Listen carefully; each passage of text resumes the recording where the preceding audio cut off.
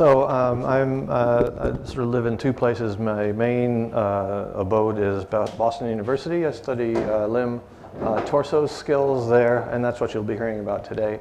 Work of a doctoral student of mine who's on violin bowing, but I also study speech control coordination at Haskins Laboratories. So today, first of all, let me just thank you for the invitation, the opportunity to be here. And I don't usually say this, but I'm honored to be here. I appreciate the invitation.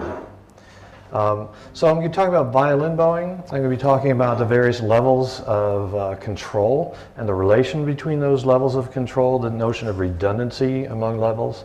And in terms of violin bowing, I want to talk about the implications of the precision of the bowing task for the possibility of putting the player at risk for developing upper extremity musculoskeletal disorders. So violin bowing, and you'll be hearing more about this in the other talks today. It's a real-world, very complex task that requires a lot of control and coordination of the musculoskeletal system. But if you think about what you're trying to do at various levels, at one level, at the end effector level, you're trying to create task-specific, environmentally directed motion force patterns using the violin and bow itself. And what you're trying to do with that is you don't really care about rubbing a bow across a string. You're really trying to expressively shape musical acoustic patterns that can be appreciated by listeners. So we're currently studying this skill at a number of multiple levels. We're looking at what's going on in the acoustic task space where the sound is structured for listeners. We're looking at it at the mechanical task space where you're talking about end effector kinematics and kinetics at that interface between the violin and bow. And we're also looking at what we call articulator space. That's just joint angles, joint motions, joint torques. Specifically, we're interested in looking at how patterns that evolve at each level are structured in a way that are shaped by redundant mappings among levels. So by redundancy, I mean the property of the system that allows a given pattern at one level to be achieved using multiple patterns at another level. Motor equivalence is what we're talking about. So the examples would be produce the same goodness of sound using different motion force patterns at the bow-violin interface, or producing the same bowing kinematics, kinetic patterns using different patterns of joint motion. So I'm going to be talking about two things. First, I'm going to be talking about a pilot study we've done that looks at redundancy between the acoustic task space and the mechanical task space. And we're looking at the bowing performance of one expert violinist, a conservatory graduate with several years of professional performing experience. It's my doctoral student, Peter Stein, who's an awesome doctoral student. I'll give him a shout out right now. And he'll be on the job market in a couple of years. And the way we're looking at this is we're doing a visual qualitative analysis in preparation for a more quantitative analysis on the degree of non-uniqueness, on the amount of multiplicity in the mapping between the mechanical task space, the patterns that are produced at the bow-violin interface, and what's going on at the acoustic level. And we've come up with a scalar spectral measure of sound goodness to capture that notion of quality in the acoustic task space. The second part is clinical work, and I'm sure this is what's going to be of more interest to you guys. However, this is work that's in progress, so you'll have to sort of go along with me and be excited about the work that we're just starting to do right now. And hopefully you might even have some suggestions as to how we could possibly improve it. So the basic idea is that Peter is a musician. He's got musician friends, and many of them, he's also a chiropractor, by the way. And many of his friends and his patients have upper musculoskeletal disorders that are unfortunately common among string musical instrument players. And for the most part, that's been attributed to repetitive and prolonged nature of the bowing task. But it's also been hypothesized that it's not just repetition, it's the precision demands that are made on that violin bowing. And that suggestion of precision has also been brought to bear on other precise gestural tasks, say moving a mouse around or keyboard type of motions. So the question is, are precision demands also a risk factor for stringed instrument players? So the acoustic task space may be unfamiliar to most people. It was to me before I learned about it, got involved with this project. And the basic idea is, if you're going to be talking about producing, at this point, good quality sounds. So not sounds like your child will do and you'll go running from to the farthest room possible when they're first learning violin. We're talking about an experienced violin player producing sounds that are just soothing the savage beast. So to produce a good quality sound, you have to coordinate, carefully coordinate three parameters at the mechanical task space level: the bow force, downward force of the bow on the strings, the distance between the bow and the bridge of the violin, and the velocity of the bow as it travels across the strings. And you can see in this diagram that this is called the Schelling diagram in honor of the guy who came up with it. So this is a diagram of force on the vertical axis, bow bridge distance on the horizontal axis at a given bow velocity. For many bow velocities, you basically stack up pictures like this and you get a volume where you get beautiful, high quality sound. That's the sweet spot, the sweet volume of the Schelling diagram. So the Schelling diagram shows the region that, to get a little more technical, produces good quality sound with so-called Helmholtz motion, vibrations of the strings. So with Helmholtz motion, you get well-behaved vibration. The string sticks, then slips once per vibration cycle. That's nice quality sound. In raucous sounds, the string sticks too long. In higher modes, more surfacey sounds, the string slips too soon. We're mostly interested in what goes on in that good quality stuff in the middle, but we're also looking at what happens outside and at the boundaries. So here's the methods that we use. That's Peter himself. He's playing a Yamaha silent electric violin using a very special force sensor augmented bow. And this bow was developed by one of our co-authors, Diana Young, while she was at the MIT Media Labs, and we are fortunate to have her as part of this team. We've got an amazing team on this project. Subjects receive continuous audio feedback from the violin over the headphones that you can see there, and you can also see we capture limb kinematics by an 8-camera Vicon system with markers placed on the bow, violin, the bowing arm, the violin holding arm, the head, and the torso. Now, what we collect sound directly from the electric violin. We collect bowstring contact force from the sensor augmented bow. And we get both of those kinematic measures, the distance between the bow and the bridge of the violin and the bow velocity. We get those from the Vicon kinematic analysis. So the first study, where we're looking at the redundant relationships between mechanical task spaces and acoustic task spaces, that's a pilot, but we've got very interesting data already. And the collection protocol goes this way. Prior to each trial, the subject listens over the headset to pre-recorded sound samples of an experienced conservatory-trained violinist producing a smooth or legato bow movement on one open string. It's the D4 string. That's the second lowest of the 4 violin strings. All samples were medium loudness, again, and that was produced according to the subjective loudness judgment of the performer that produced those auditory templates. And the samples ranged over 5 sound quality levels: raucous, edgy, perfect, and some of them were pretty perfect.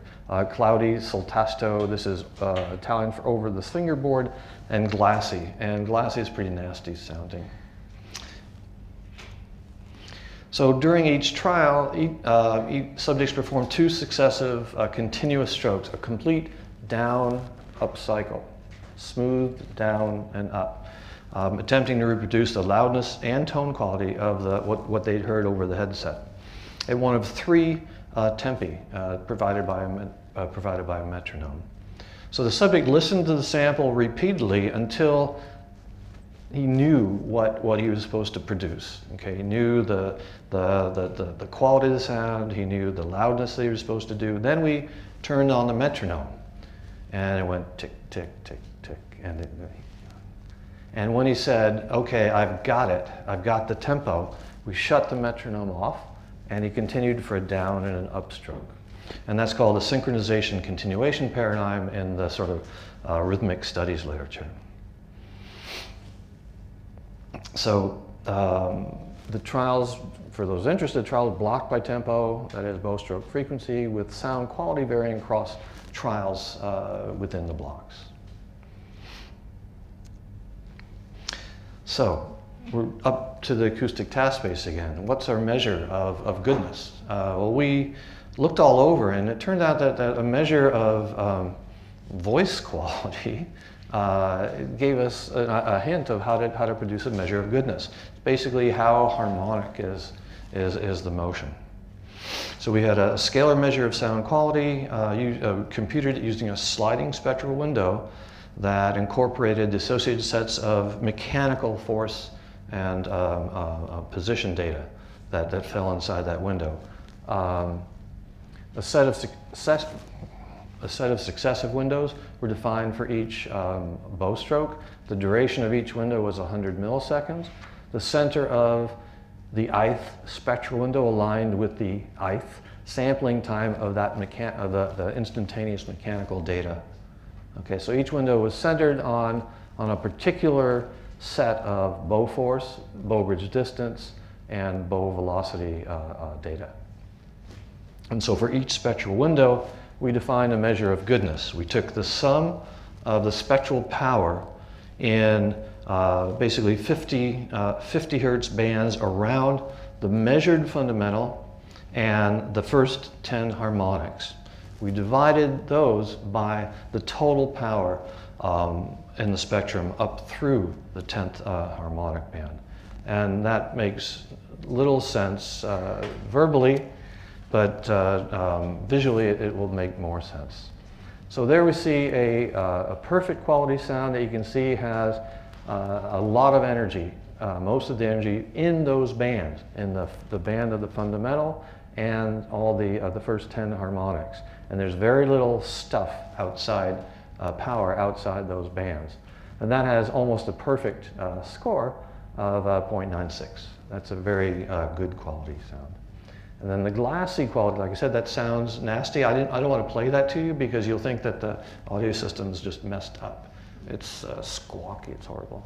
And you can see there, not only is there less power in each of the spectral bands, but there's a lot of power that's outside of the spectral bands.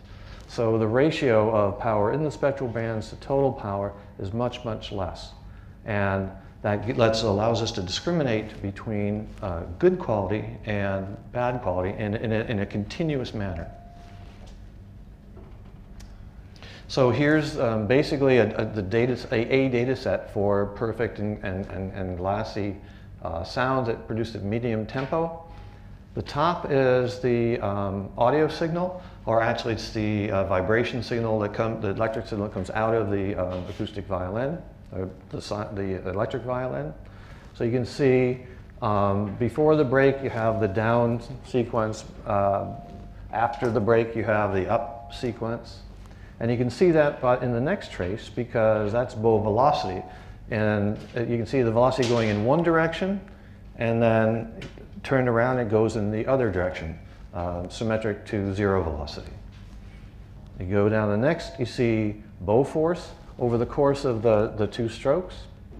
You go the next one and you see the bow bridge distance over the course of those 2 strokes. And you see in the bottom the running tally of the goodness measure over the course of those 2 strokes. And you see that dip in the middle of the good one, that's basically a turnaround. Okay.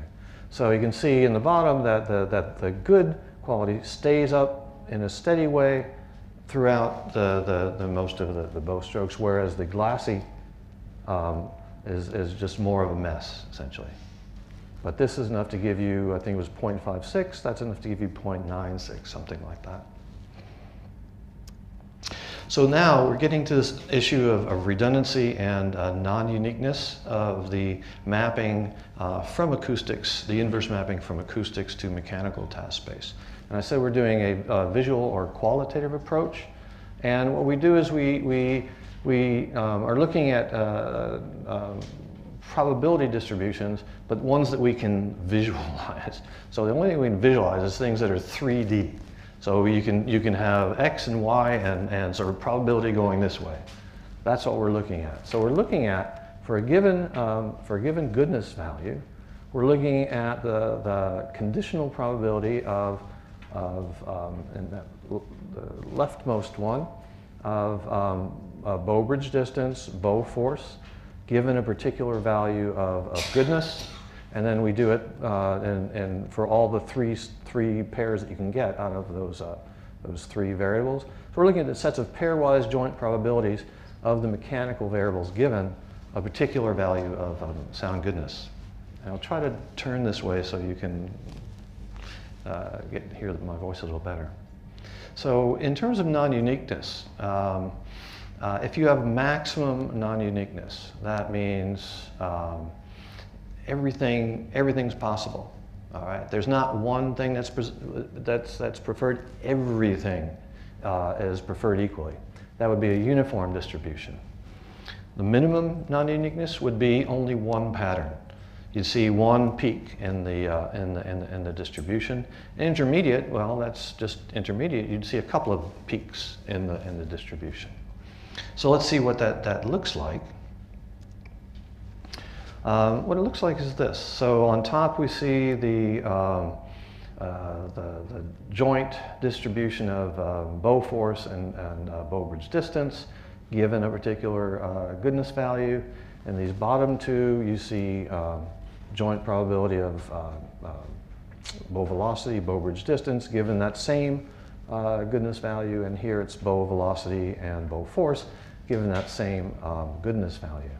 And so we took the entire data set, we sorted it into goodness bins, and we partitioned the goodness bins going from 0 to 1. 0, we never got anything that bad. 9, essentially the last one is like the best.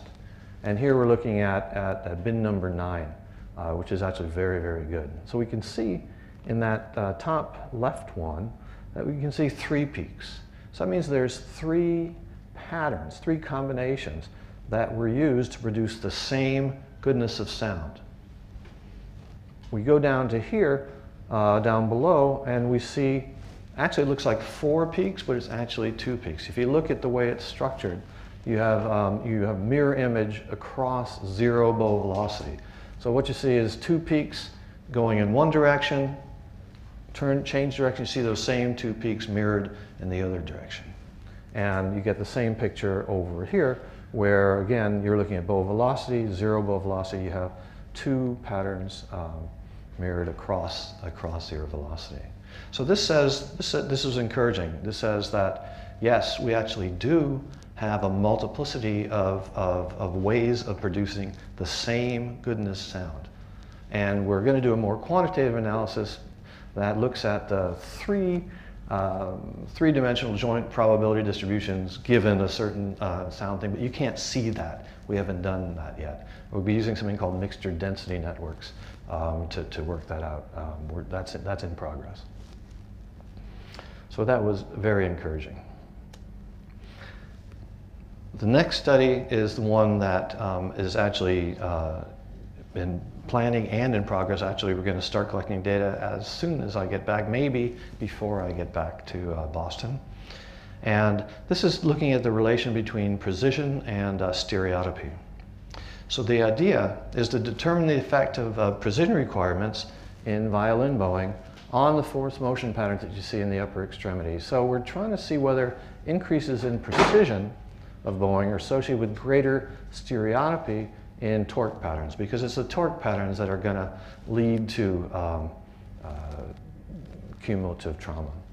And then finally we're going to establish whether that kind of stereotypy in torque patterns is associated with, or how it's associated with stereotypy in limb kinematics.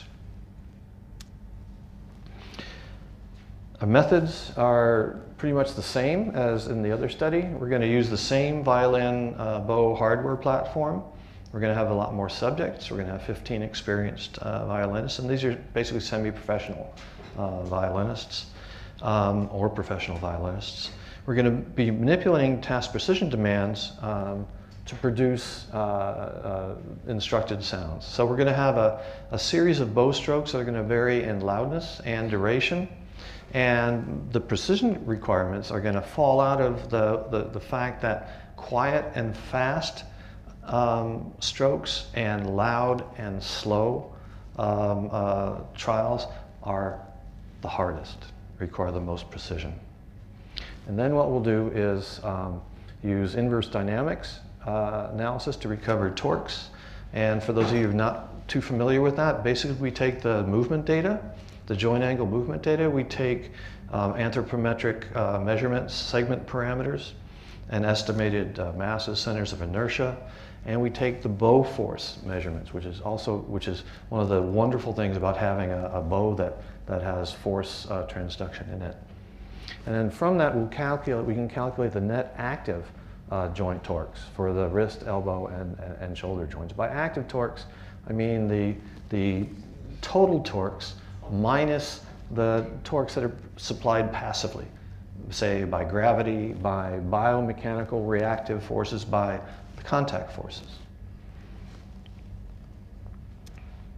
And our analysis strategy is hopefully pretty sensible and not too surprising. We're going to quantify stereotypy at all the levels we can. So we're going to look at joint torques, joint kinematics, and mechanical task space variables. That is bow bridge distance, bow velocity, and bow force. We're going to try to understand the relationships among pattern stereotypies, if they exist, that are observed at those three levels. And we're going to relate those parameters to the precision demands of the bowing task. And the hypotheses that we're going to be testing are that stereotypy of joint torque, kinematics, mechanical task-based trajectories are going to be positively correlated with one another during a given trial. Second, that torque force and kinematic stereotypy will be more prevalent in trials that demand the highest level of bowing precision. And in future work, and again, this is one of these if things, if a link between precision and stereotypy is found, we're going to try to see if the degree to which, we're going to find the degree to which individual differences exist in that relationship between precision and stereotypy in those expert violinists. And it's if layered on top of an if. If that's the case, then we can explore the possibility that those kinds of individual differences might mediate corresponding individual differences in risk exposure to cumulative trauma in expert violinists. So how much time? Am I plenty of time? No, a few minutes. A few minutes. Well, that's good because I'm done. 4. Thank you.